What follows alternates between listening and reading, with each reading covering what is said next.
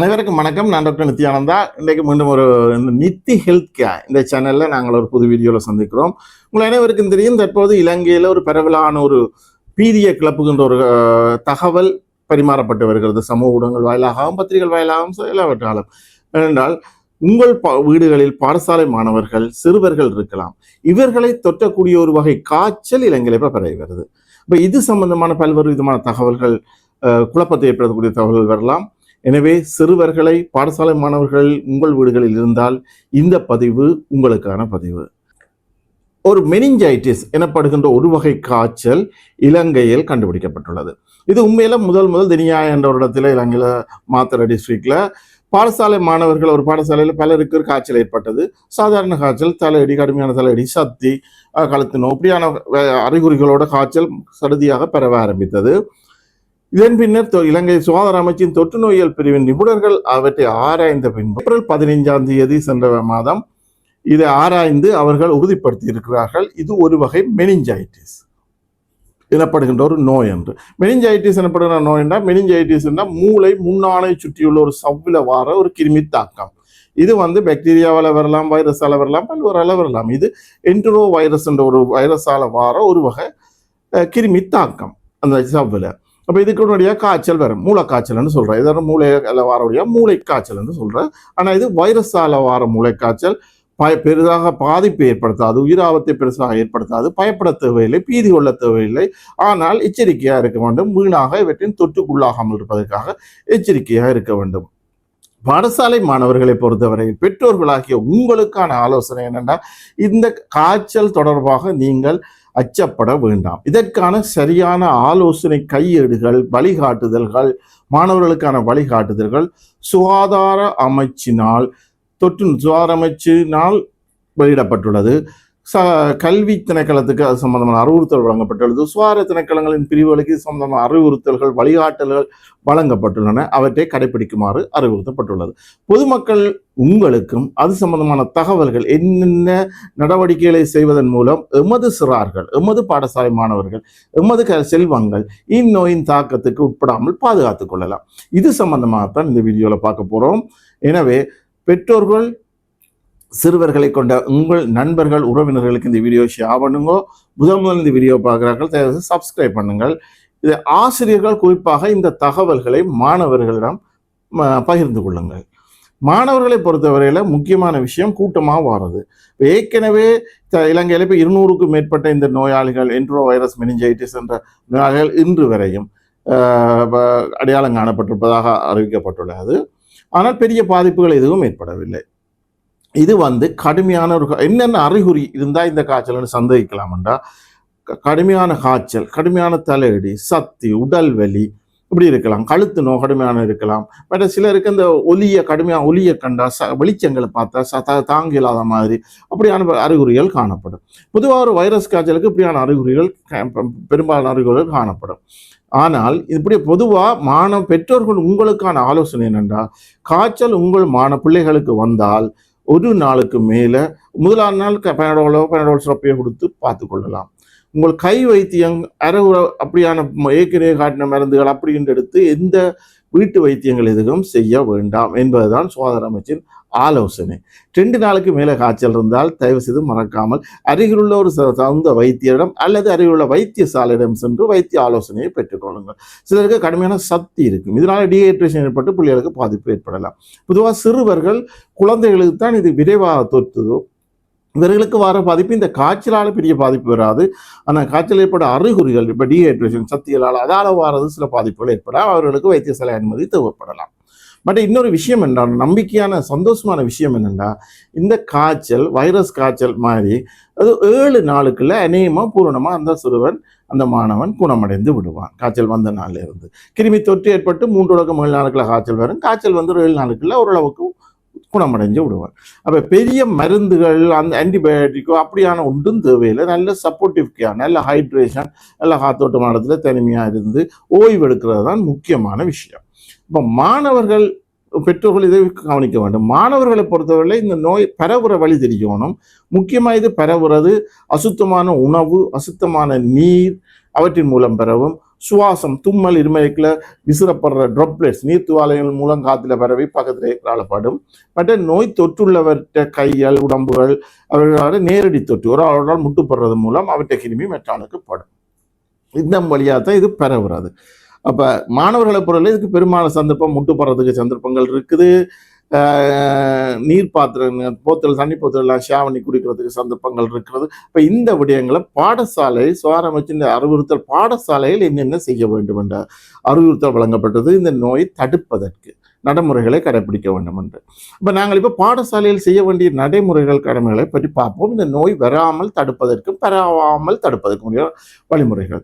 முதலாவது சுத்தமான உணவு உறுதிப்படுத்தப்பட வேண்டும். மாணவர்கள் கொண்டு வர உணவுகள் சுத்தமாக இருக்கணும், மூடி இருக்கணும்.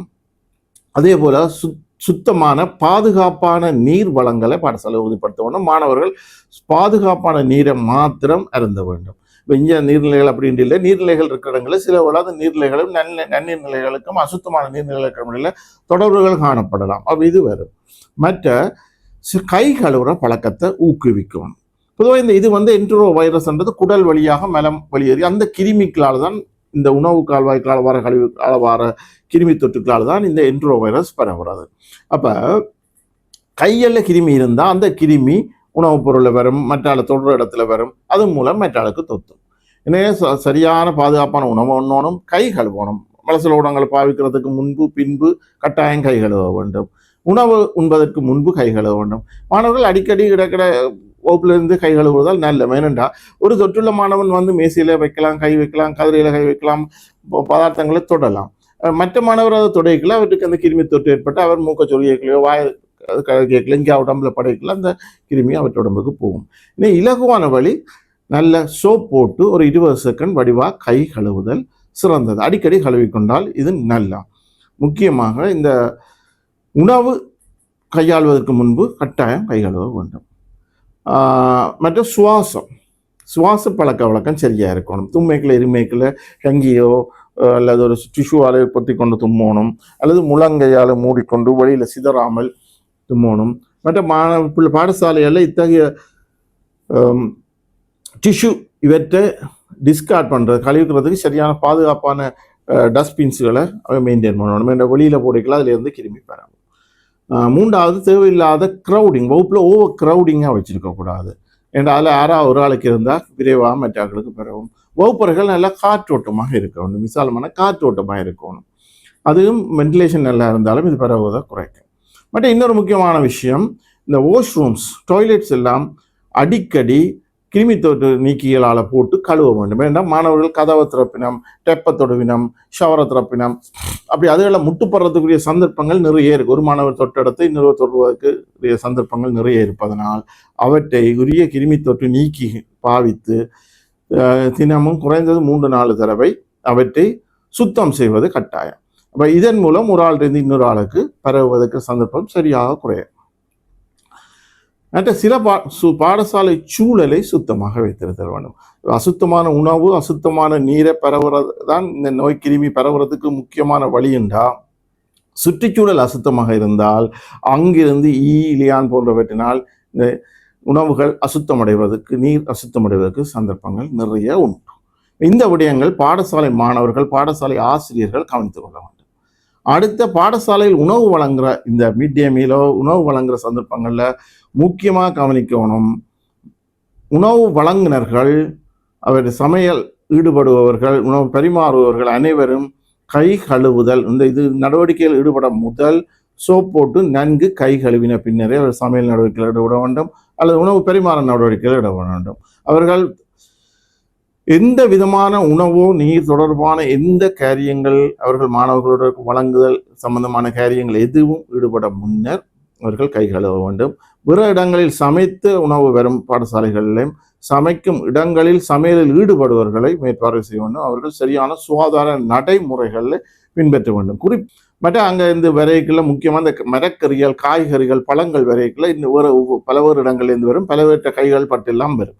இப்போ அவற்றில் கிருமி தொற்று இருக்கலாம். எனவே அவற்றை நன்கு கழுவி பின்னரே அவற்றை பாவிக்க வேண்டும், சமையலுக்கு பாவிக்க வேண்டும். இது மற்ற இந்த சமையலில் ஈடுபடுறாக்களோ, பாடசாலையில் உணவு பரிமாறுறவர்களோ காய்ச்சலோ வயிற்றோட்டம் அப்படியான சில உடல் அறிகுறிகள் நோய்களுடன் இருப்பவர்கள் இத்தகைய நடவடிக்கைகளில் பங்கு பெற்று அனுமதிக்க கூடாது. அவர்கள் வைத்திய ஆலோசனைக்கு அனுப்பிவிட வேண்டும். அந்த மாணவர்களுக்கு உணவு வழங்கும் எந்த நடவடிக்கை பொறிமுறைகளிலே நோயுடன் காணப்படுபவர்கள், வயிற்றோட்டத்துடன் காணப்படுபவர்கள், காய்ச்சலுடன் காணப்படுபவர்கள் ஈடுபடக்கூடாது என்பதுதான் சுகாதார அமைச்சின் ஆலோசனை. எல்லாவற்றுக்கும் மேலாக மாணவர்கள் உணவு பாத்திரங்களை பரிமாறி தங்களுக்கு ஷேர் பண்ணி பார்க்கக்கூடாது. குறிப்பாக தண்ணி போத்தல், இவற்றை ஒரு ஆள் குடிச்சு இன்னொரு ஆள் அப்படி தண்ணி போத்தல்லாம் ஷேர் பண்ணக்கூடாது. ஷேர் பண்ணுற மூலம் ஒரு ஆள்கிட்ட இன்னொரு ஆளுக்கு தொத்தலாம்.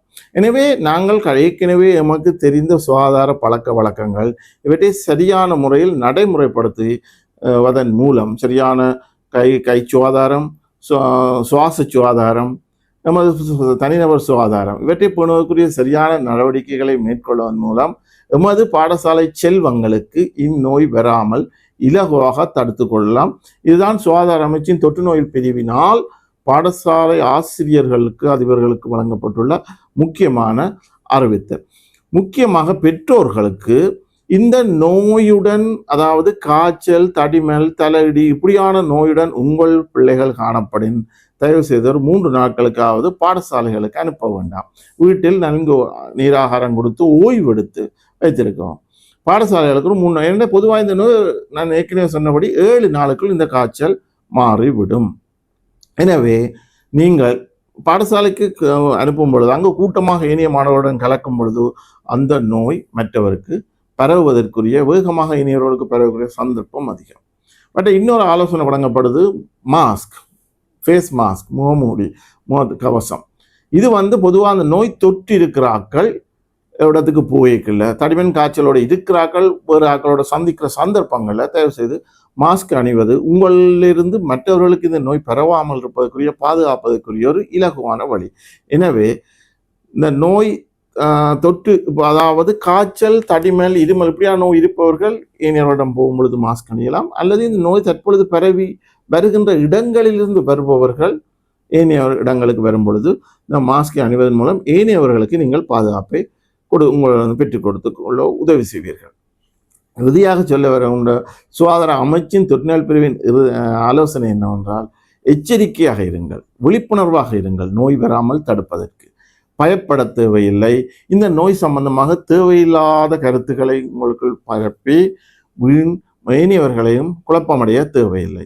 அதே நேரத்தில் காய்ச்சல் என்றது வரும் பொழுது வீட்டு வைத்தியம், கை வைத்தியம் இவற்றில் ஈடுபட்டு உங்கள் அருமை செல்வங்களை தேவையில்லாமல் காம்ப்ளிகேஷனை கொண்டு செல்லாமல், ஒரு நாளுக்கு மேலே மற்ற பேனடோலை தவிர, பேனடோல் சிறப்பு பேராசிட்டமோலை தவிர வேறு எதுவும் பாவிக்கப்படாது. பிள்ளைகளுக்கு கொடுக்க வேண்டாம். வைத்திய ஆலோசனையின் பின்னரே இதை செய்ய வேண்டும். எந்த விதமான முக்கியமாக இது சம்பந்தமாக, இந்த நோய் சம்பந்தமான தகவல்கள், சந்தேகங்களுக்கு தயவு செய்து என்ன தொடர்பு கொள்ளலாம்.